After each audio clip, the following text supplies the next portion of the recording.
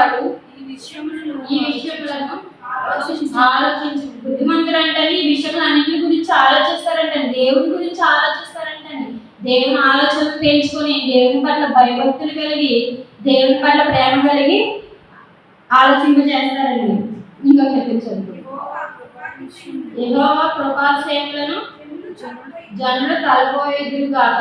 అంటే ఆలోచన చేయాలండి, తలుచుకోవాలి, ప్రతి ఒక్కటి తలుచుకోవాలండి. దేవుడు మనం ఏది చేసినా, ప్రతి ఒక్కటి ఏది చేసినా సరే ఇది నా తండ్రి వల్ల జరిగిందే, నా తండ్రి దయ వల్ల కృప వల్ల జరిగిందే.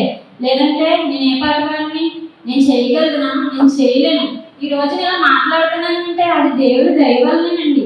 ఆయన కృపలేండి మనం ఏమైనా ఏ పర్వాలండి, మనం ఏమైనా మాట్లాడగలమంటారా? మనం వింటున్నామన్నా, చూస్తున్నామన్నా, అడిగి సరుకు వేస్తున్నామన్నా ఎవరి దేవుళ్ళు అంటారు? దేవుడి ప్రేమ, ఆయన కృప నిరంతరం నిరంతరం కూడా మన దగ్గర మన మీద ఉంటుంది. కాబట్టి మనం అడుగు తీసి అడుగు వేస్తున్నామన్నా, మనం మాట్లాడుతున్నామన్నా ఆయన ప్రేమ ఉండబట్టేనండి. చాలా మంది కూడా దేవుడిని ఎన్నో విధాలుగా ఎన్ని రకాలుగా మాట్లాడుకుంటున్నారంటే దేవుడి ప్రేమ లేదు, దేవుడు నిజంగా ఉన్నాడా అన్న లెక్కలో వెళ్ళిపోయాడండి మనిషి.